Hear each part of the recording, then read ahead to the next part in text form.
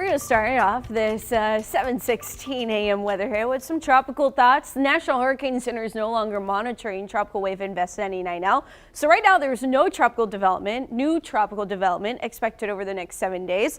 Fernand, not an issue. It's going to stay a tropical storm. It's weakening as it makes its way northeast into the central Atlantic.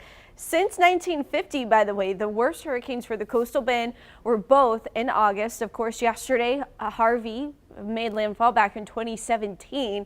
Celia was August 3rd, 1970, and the most Texas landfalls are during the month of August. And that 7-day outlook, by the way, gets us into September. So now we shift gears. We look at September.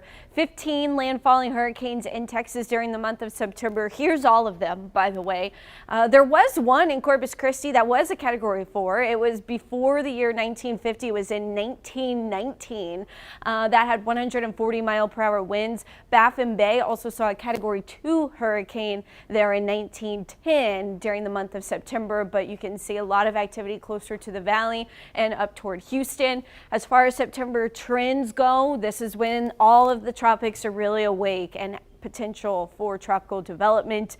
We see tropical waves coming off the coast of Africa, and then they have a decent shot at developing as they approach the Caribbean.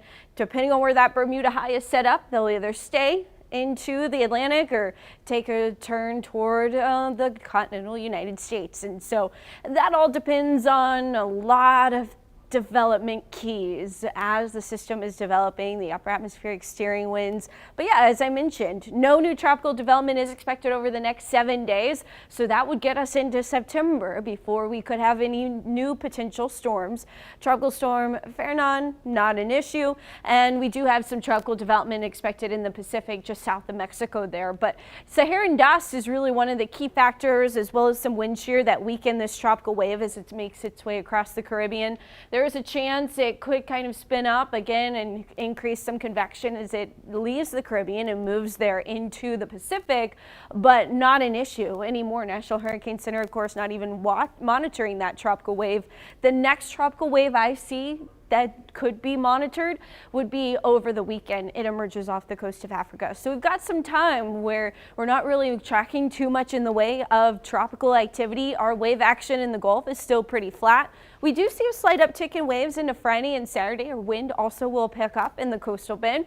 We're going to see our winds out of the southeast and east-southeast up to 10 to 20 miles per hour by Saturday. That's sustained. Some gusts could be higher. We also are tracking some thunderstorms, though, that do create periods of rough conditions out on the water. And right now that period is going to be from Port A up toward Rockport. You can see that thunderstorm that did develop there.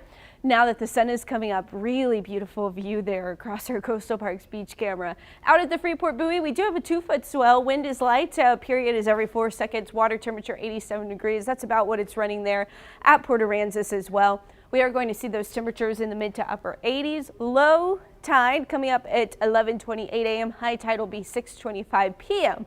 Taking a look at Futurecast, most of the storm activity again, Port Aransas to Victoria early this morning. Then the activity shifts inland, Highway 77, Highway 281 as we head into the evening, and then conditions will clear out. Overnight, we do have another chance of coastal showers and thunderstorms as you're waking up on Wednesday morning. Rain chances trend down Thursday and Friday, but that's also when our temperatures are going to trend up. We will see another chance of rain as we head into next week. John Thomas.